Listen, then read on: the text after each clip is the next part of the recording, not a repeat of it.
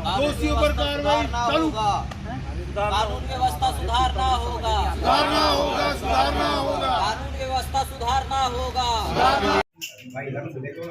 ये यहाँ से ये तो आएगा भैया।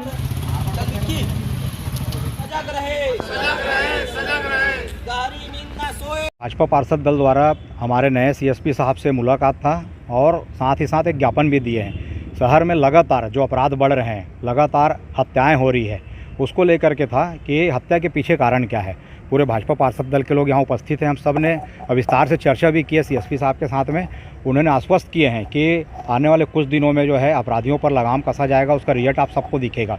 लेकिन हम लोगों ने बताया है सीएसपी साहब को कि जब यहाँ पर पूर्व में पुलिस अधीक्षक, जिला पुलिस अधीक्षक संतोष जी थे, उस समय एक भी सट्टा का खाई वाला यहाँ पर काम करने की हिम्मत नहीं जुटा पा रहा था। आज ऐसी क्या मजबूरी है कि हर गली गली में फिर सट्टा का कारोबार चालू हो गया। जब पुलिस के स्टाफ तो यही हैं, एसपी और सीएसपी बदले हैं, लेकिन पूरे स्टाफ तो यही हैं। तो ऐसी क्या परिवर्तन हो गई कि गली गली में आज दारू बिक रही है, गली गली में गोलियां बिक रही है, जिसको नशा करके जो है 14 साल 15 साल के बच्चे हत्या करने पर उतारू हो रहे हैं। घर मोहल्ले में, घर में किसी से भी लड़ाई झगड़ा कर रहे हैं। क्यों प्रशासन जो है इन सब चीज़ों की बिक्री पर रोक नहीं लगा पा रही है।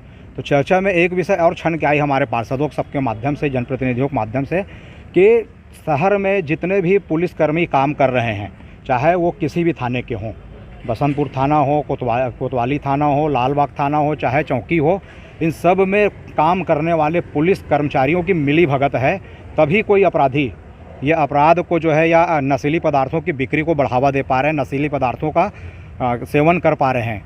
नहीं तो फिर माननीय पुलिस अधीक्षक जी जब थे, संतोष जी, फिर बोल रहा हूँ मैं, उस समय इन सभी प्रकार की गतिविधियों में बहुत हद तक की रोक लगी हुई थी। मैं नहीं बोलता 100%, लेकिन सट्टा और जुआ टाइप की जगह में तो है 100% रोक लगी हुई थी। बड़े बड़े होटलों में भी उस समय छापा पड़ा था, आप सबको याद होगा।